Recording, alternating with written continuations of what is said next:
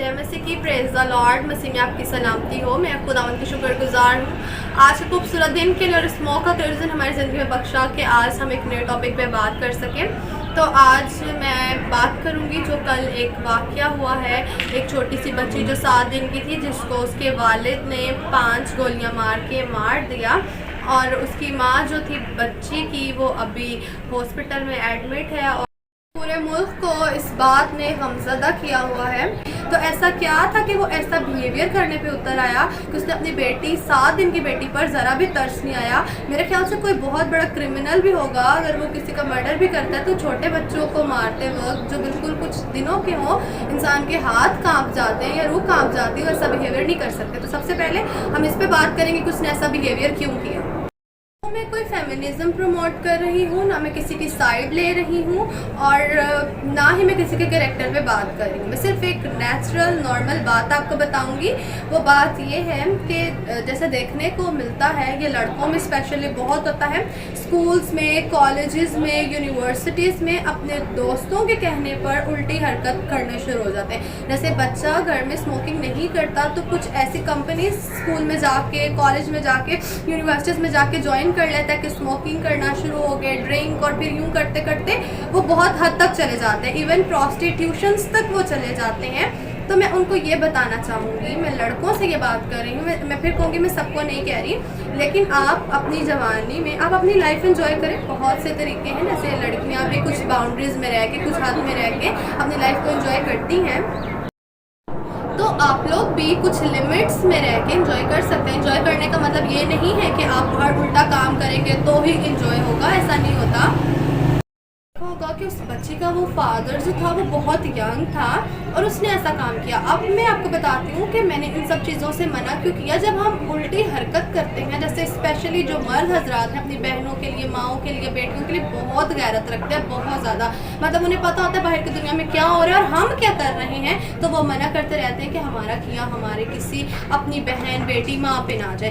तो इस तरह जो लड़के अपनी लाइफ में ऐसी हरकतें करते हैं, गलत काम करते हैं, गलत हरकतें करते हैं, गलत चीज़ें देख के जो कुछ भी करते हैं, फिर उन्हें कहीं ना कहीं खौफ होता है कि इस तरह का काम दोबारा उनके साथ हो ना जाए, मतलब उनका किया उनकी बेटी को ना देखना पड़े। तो इसी वजह से कुछ लोग खौफ इतना होता है कि वो मेंटली सिक हो जाते हैं और फिर ऐसी हरकत करने पे उतर आते हैं, क्योंकि कोई भी नॉर्मल इंसान ऐसी हरकत नहीं कर सकता।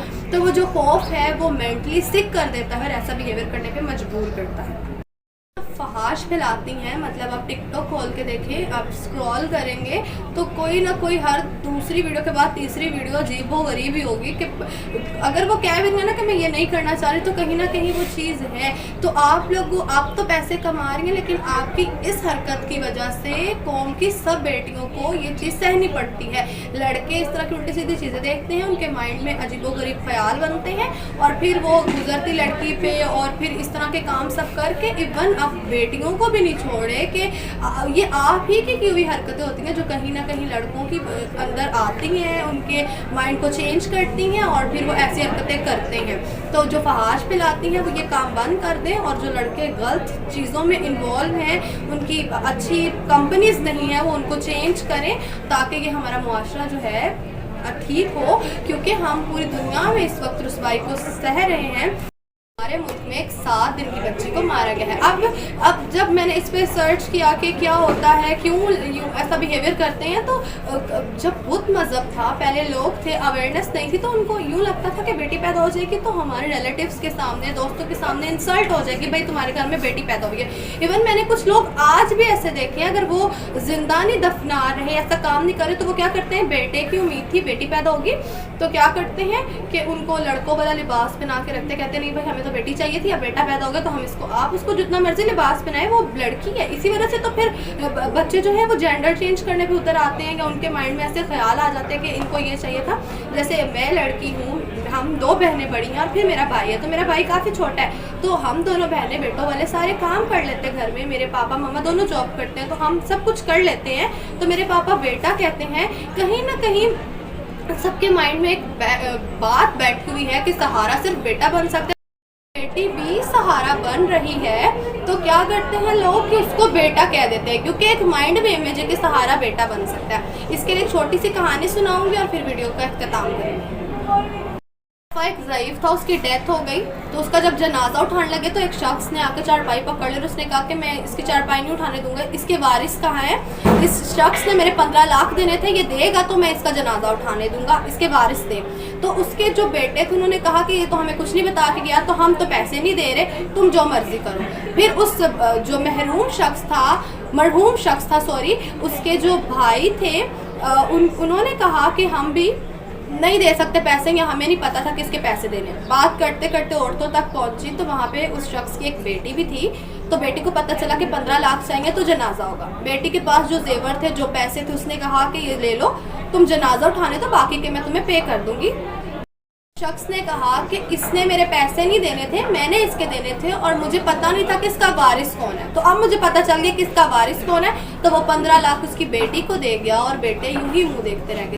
एक रॉन्ग पर्सपेक्टिव माइंड में बना हुआ है कि बेटे ही सहारा बन सकते हैं, बेटियां भी सहारा बनती हैं, जिनकी बेटियां उनकी हेल्प करती हैं। ज़रूरी नहीं कि कमा के आ ही रहा है तो हेल्प हो रही है। बहुत सी चीज़ों में जहाँ पे आपके बेटे स्टैंड नहीं करते, बेटियां करती हैं। आजकल तो घरों के माहौल ऐसे हैं कि बेटे बात ही नहीं सुन रहे। मोबाइल्स, कंप्यूटर्स, लैपटॉप्स, बिल्कुल माइंड बंद हो गया। सबसे बड़ी बात, पबजी ने दिमाग ही बंद कर दिया कि बात सुनने वाली, मानने वाली सलाहियत ही ख़त्म हो गई। तो मत ये जेंडर डिस्क्रिमिनेशन रखा करे कि ये वो। खुदा ने दोनों को बराबर का मर्तबा दिया है और हर किसी, दोनों की अपनी अपनी रिस्पॉन्सिबिलिटीज़ और दोनों अपनी अपनी जगह काम करते हैं। तो इन कॉन्फ्लिक्ट से निकल आए, इन बातों से निकल आए और खुदारा अपनी बेटियों पर तरस खाएं, और जो लड़के हैं अपने फ्यूचर पर तरस खाएं कि वो ऐसा बिहेवियर ना कर दे कि पूरी कौम को रुसवाई का सामना करना पड़े। Thank you so much and God bless you all.